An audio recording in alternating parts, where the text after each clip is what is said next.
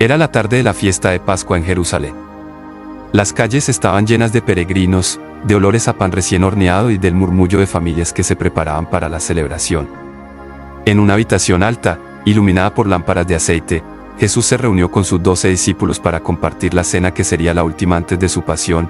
Jesús observaba a cada uno con una mezcla de cariño y dolor anticipado.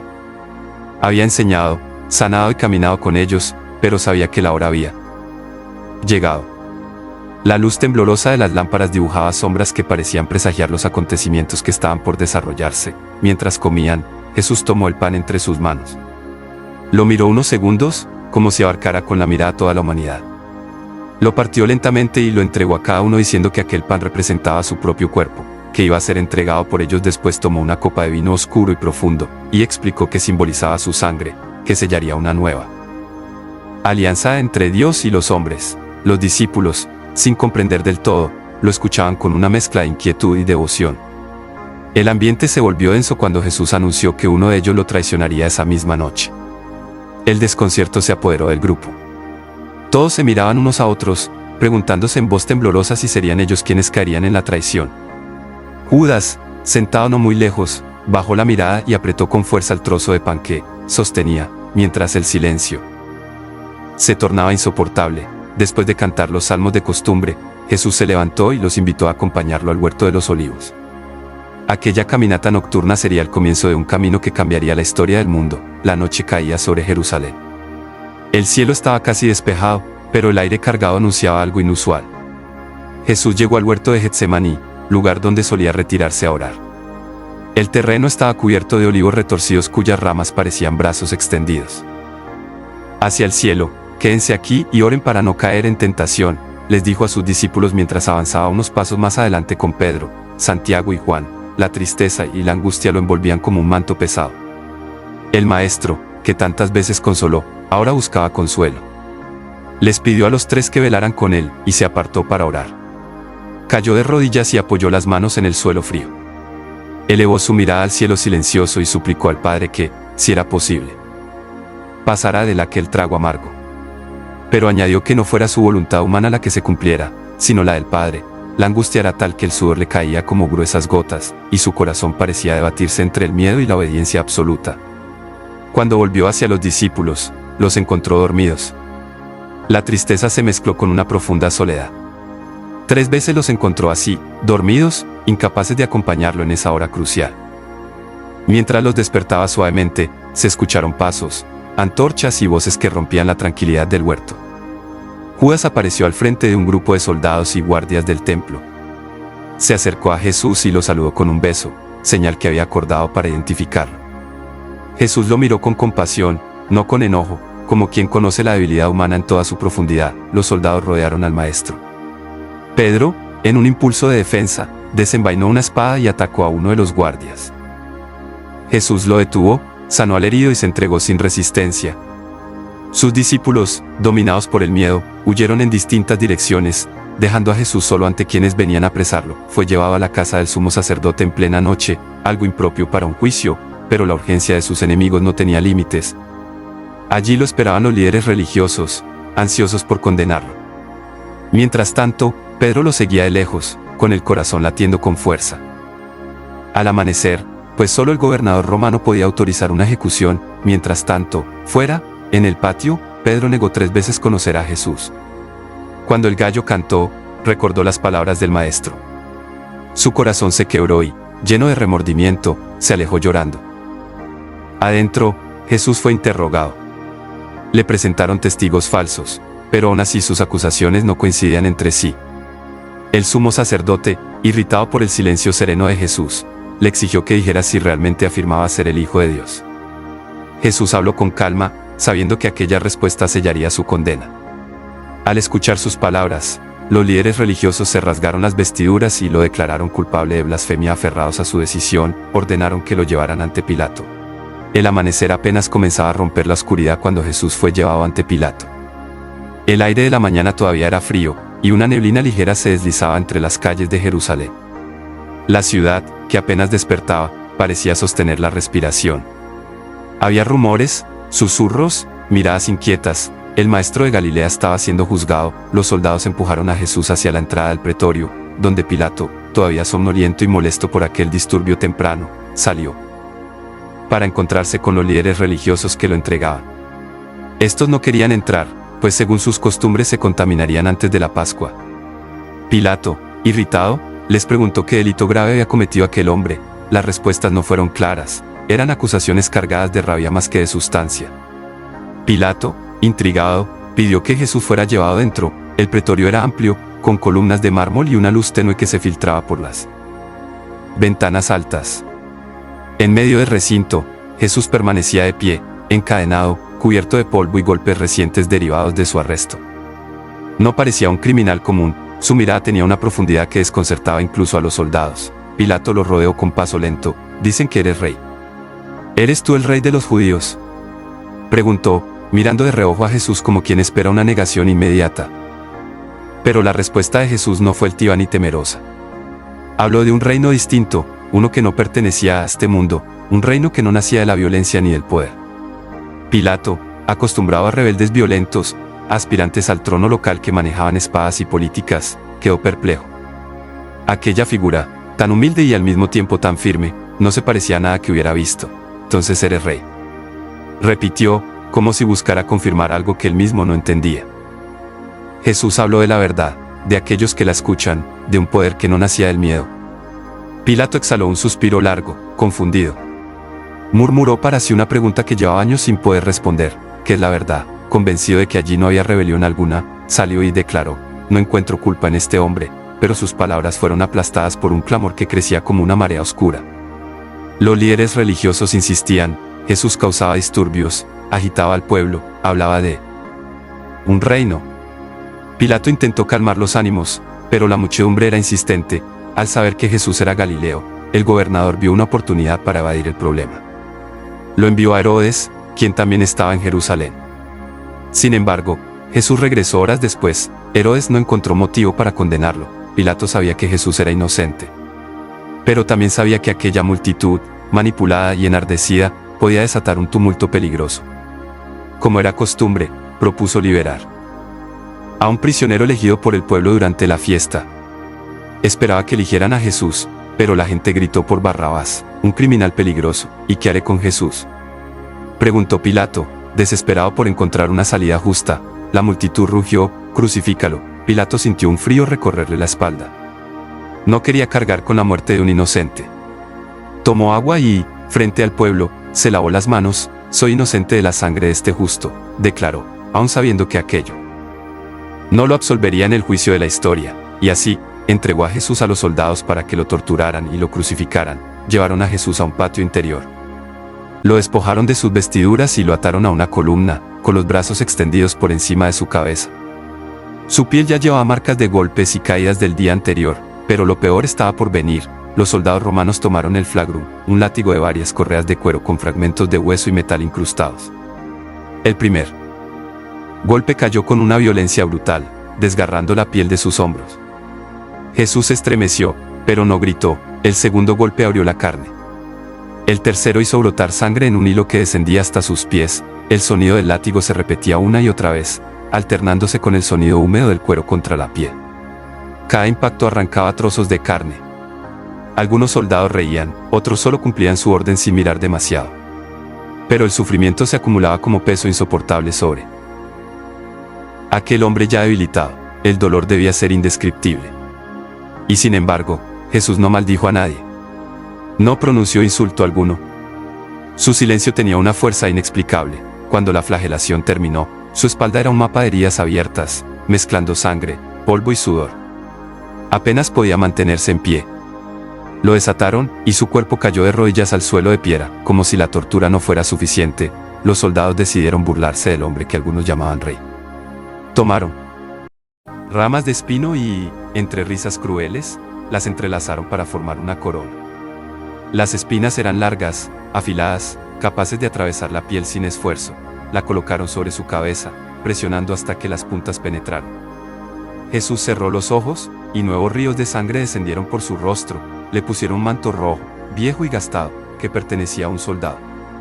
Le dieron una caña como cetro. Luego se arrodillaban frente a él exageradamente.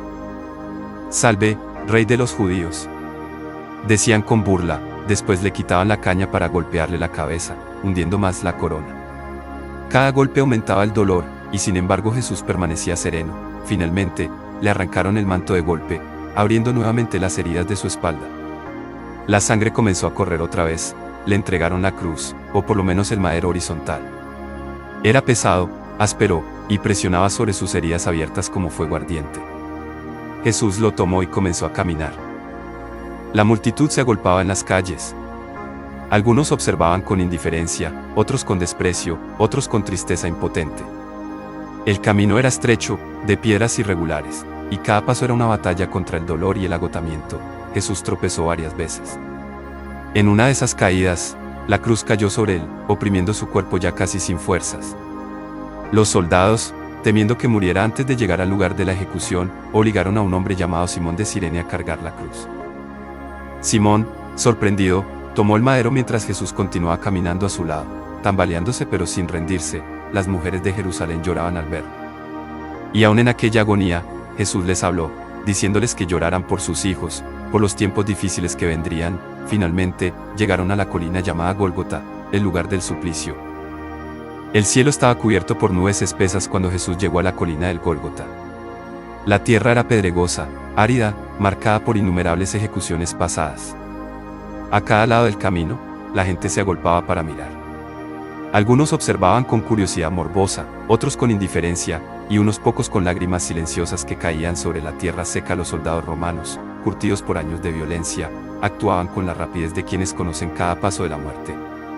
Con brusquedad, despojaron a Jesús de sus vestiduras, dejando su cuerpo maltratado expuesto al frío de la mañana. Las heridas de la flagelación aún sangraban, la corona de espinas seguía clavada en su cabeza, y la mezcla de sudor, sangre y polvo dibujaba un mapa de dolor sobre su piel. Sobre el suelo, la cruz esperaba. Los soldados tomaron el brazo derecho de Jesús, lo estiraron con fuerza y clavaron el metal en su muñeca. El golpe del martillo resonó como un trueno seco, y el dolor debió recorrer su cuerpo entero como un rayo inclemente. Algunos espectadores apartaron la mirada, otros sonrieron con satisfacción cruel, repitieron el mismo procedimiento con el brazo izquierdo. Cada golpe profundizaba el tormento, pero Jesús permanecía consciente, respirando entrecortadamente, con los ojos entreabiertos. No había resentimiento en su mirada, solo un sufrimiento inmenso llevado con una dignidad inexplicable. Luego colocaron sus pies, uno sobre otro, y atravesaron ambos con un solo clavo largo.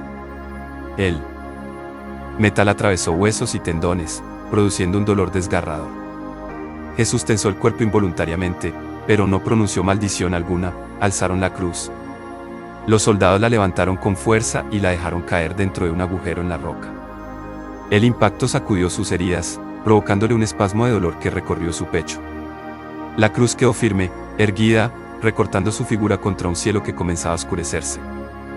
A cada lado lo acompañaban dos ladrones. Uno, llevado por la desesperación, lo insultaba, exigiendo que demostrara su poder salvándose a sí mismo. El otro, consciente de que su vida llegaba al final, reconoció su propia culpa y miró a Jesús con sinceridad. «Acuérdate de mí cuando estés en tu reino», le pidió con voz temblorosa. Jesús, aún respirando con dificultad, encontró fuerzas para responderle con ternura. En medio del tormento, derramó misericordia. Los soldados echaron suertes para repartirse sus ropas. La muchedumbre seguía lanzando burlas, algunos moviendo la cabeza, otros gritando que descendiera de la cruz si realmente era quien decía ser. Los sacerdotes, orgullosos de haber logrado su objetivo, se mantenían a distancia, observando con frialdad. A los pies de la cruz, María, su madre, estaba en silencio. Su rostro era un reflejo de dolor profundo, un dolor que le atravesaba el alma con la misma intensidad que los clavos atravesaban la carne de su hijo. Junto a ella estaba Juan, el discípulo amado. Jesús los miró, con lágrimas que no provenían del dolor físico sino de un amor que sobrevivía incluso a la muerte. Con un hilo de voz, Jesús los unió como familia. «Madre, he ahí a tu hijo. Hijo, he ahí a tu madre». Esa unión espiritual iluminó por un instante la oscuridad del momento, y María sintió que, incluso en su sufrimiento más profundo, su hijo seguía siendo fuente de amor. Las horas pasaron lentamente. El sol se movía hacia su punto más alto, pero en vez de aclarar el cielo, la luz parecía apagarse poco a poco. La respiración de Jesús se volvía cada vez más difícil. En una cruz, la vida se escapa no por las heridas, sino por el peso del cuerpo que lentamente aplasta los pulmones. Aún así, cada vez que necesitaba aire, Jesús se impulsaba hacia arriba apoyándose en los clavos de sus pies, provocándose un dolor indescriptible solo para continuar respirando unos segundos más. Al llegar el mediodía, una oscuridad profunda cayó sobre la región. No era una nube común, era una sombra densa, casi palpable, que envolvía la ciudad como si la creación entera contuviera la respiración ante lo que estaba sucediendo. Muchos en la multitud empezaron a sentir inquietud. Algunos se alejaron con miedo. Los sacerdotes, antes tan altivos, intercambiaron miradas de preocupación sobre la cruz. Jesús respiraba con enorme esfuerzo. Su cuerpo temblaba de agotamiento. Sus labios estaban resecos, partidos por la deshidratación. La sangre, ya seca en algunas heridas y fresca en otras, marcaba todo su cuerpo como un testimonio vivo del dolor soportado. Finalmente, reuniendo la poca fuerza que le quedaba, Jesús elevó su rostro hacia el cielo oscuro y habló por última vez. Sus palabras fueron un eco profundo que resonó en los corazones de quienes estaban cerca. Después inclinó la cabeza lentamente, como quien entrega voluntariamente lo más precioso que tiene. Su respiración se detuvo. Su cuerpo quedó inmóvil, colgado en un silencio que atravesó a todos los presentes. En ese instante, la tierra tembló. Las rocas se partieron. En el templo, el velo que separaba lo sagrado se rasgó de arriba abajo, como si el cielo mismo declarara que algo irrevocable había sucedido. El centurión romano, testigo involuntario de todo aquello, quedó sobrecogido. Había visto morir a muchos hombres, pero jamás nada como eso. Con el corazón agitado, murmuró para sí y para sus soldados: verdaderamente este hombre era justo. Algunos en la multitud comenzaron a golpearse el pecho, arrepentidos de lo que habían presenciado. Otros, temerosos, se dispersaron rápidamente. El cuerpo de Jesús colgaba inerte, y un silencio reverente cayó sobre la colina del Gólgota. La tarde del día de la crucifixión caía lentamente sobre Jerusalén. El sol se ocultaba detrás de las montañas, tiñendo el cielo de tonos rojos y dorados. Era como si la naturaleza llorara lo ocurrido en el Gólgota. El viento soplaba frío, arrastrando consigo un silencio profundo. La multitud que horas antes gritaba y se agitaba se había dispersado en pequeños grupos silenciosos, algunos caminando deprisa, otros meditativos, otros lamentándose en voz baja. El cuerpo de Jesús, aún colgado de la cruz, pendía sin vida. Su piel estaba marcada por las heridas de la flagelación y de los clavos. Su rostro, cubierto de sangre seca y polvo, mostraba una serenidad desconcertante. La oscuridad que había cubierto la tierra al momento de su muerte comenzaba a disiparse, pero un aire pesado permanecía en la colina. Los soldados romanos, siguiendo órdenes, se acercaron a los cuerpos de los crucificados. A los ladrones, aún vivos, les rompieron las piernas para acelerar la muerte. Pero al llegar a Jesús vieron que ya había fallecido. Aún así, uno de ellos tomó una lanza y la introdujo en su costado. De la herida brotaron sangre y agua, mezcla que confirmó que el maestro ya había entregado su espíritu. En ese momento, un hombre llamado José de Arimatea se acercó a Pilato con valentía inesperada. Era un hombre rico, miembro del consejo, respetado y discreto, que había seguido a Jesús en silencio.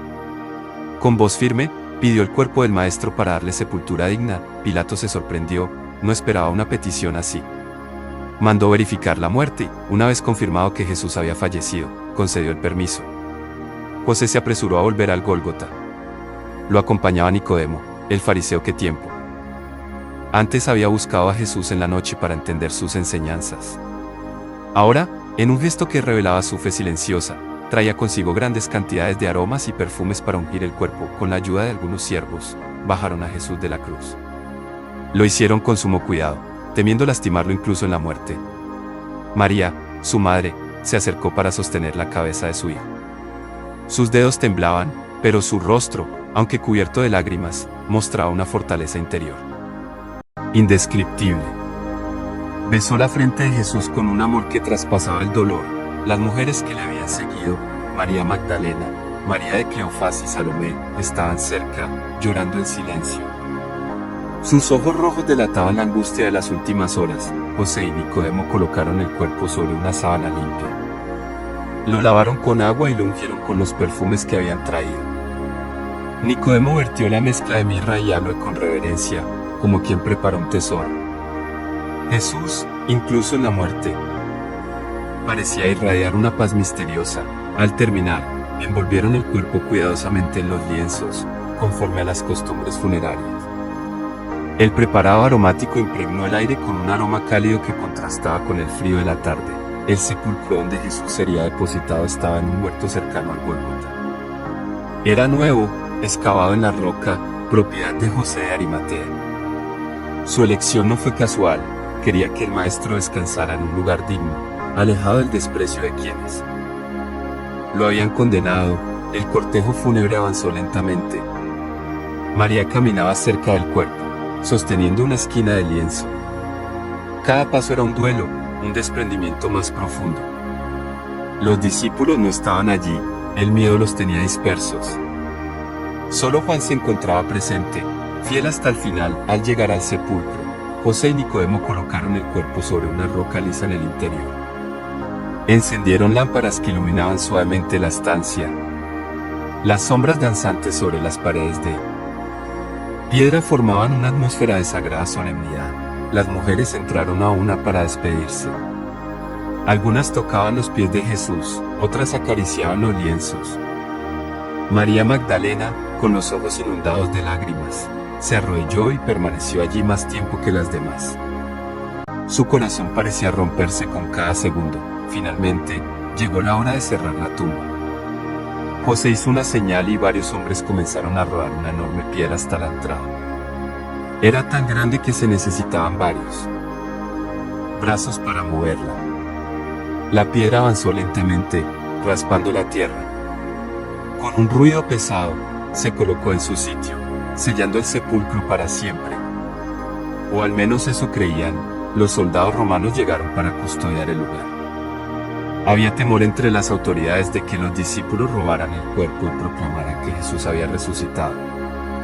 Por eso, colocaron un sello y dejaron a varios guardias armados vigilando continuamente. La noche extendió su manto oscuro. En la ciudad, las familias se preparaban para la Pascua, pero en aquel huerto, alrededor del sepulcro, reinaba un silencio profundo, casi sagrado. Parecía que la vida se había detenido. Dentro del sepulcro, la luz de las lámparas se apagó lentamente. Solo quedaba la oscuridad y el cuerpo inerte de Jesús. Parecía el final, parecía el triunfo definitivo de la muerte sobre la esperanza, pero la historia que se estaba escribiendo tenía un capítulo oculto, un secreto preparado desde el principio de los tiempos. Y ese secreto estaba a punto de estallar en luz. Las horas de la noche transcurrieron lentamente.